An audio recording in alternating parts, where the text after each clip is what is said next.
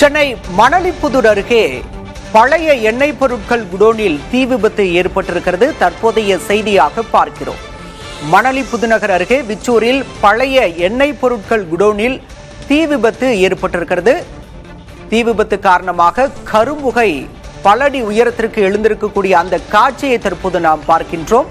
அந்த பகுதியே புகைமூட்டமாக காட்சியளிப்பதாக அங்கிருந்து வரும் தகவல்கள் தெரிவிக்கின்றன.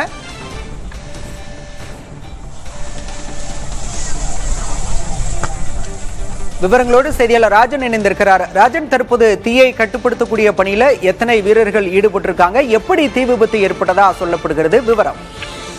வணக்கம் பாலா. அதாவது சென்னை மணலி புதுநகர் அடுத்த விச்சூர் பகுதியில் அதிக அளவில் தனியார் குடோன்கள் அமைந்துள்ளன. இதில் குறிப்பாக எண்ணெய் சேமிப்பு பொருட்கள் சேமித்து வைக்கக்கூடிய குடோனில் இன்று காலை திடீரென கரும்புகையுடன் தீயானது இப்பதான் ஏற்பட்டிருக்கிறது. இதனையடுத்து அருகில் இருந்தவர்கள் உடனடியாக தீயணைப்புத்துறைக்கு தகவல் தெரிவித்துள்ளனர். சுமார் தற்பொழுதைய நிலவரப்படி 5க்கும் மேற்பட்ட தீயணைப்பு வாகனங்கள் அப்பகுதிக்கு வரவழைத்து தீயை அணைக்கும் பணியில் மும்முரமாக ஈடுபட்டு வருகின்றனர். இருப்பினும் தீயில் கட்டு கொண்டு வருவதில் மிகுந்த சிரமமாக உள்ளது. ஏனென்றால் எண்ணெய் படலங்கள் அதிகமாக இருப்பதால், எண்ணெய் பொருட்களும் அதனுடைய மூலப்பொருட்களும் அதிகமாக இருப்பதால் தீயை கட்டுப்படுத்துவதை தீயணைப்பு துறையினர் திணறி வருகின்றனர்.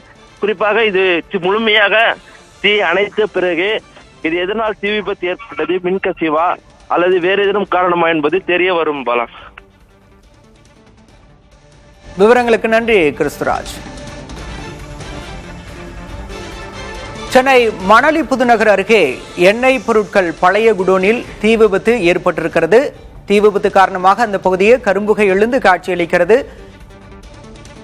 சென்னை மணலிப்புதுநகர் அருகே கிடங்கில் சேமித்து வைக்கப்பட்டிருந்த பழைய எண்ணெய் பொருட்கள் குடோனில் பயங்கர தீ விபத்து ஏற்பட்டிருக்கிறது. தீயை கட்டுப்படுத்தும் பணியில் தீயணைப்பு வீரர்கள் ஈடுபட்டிருக்கின்றனர்.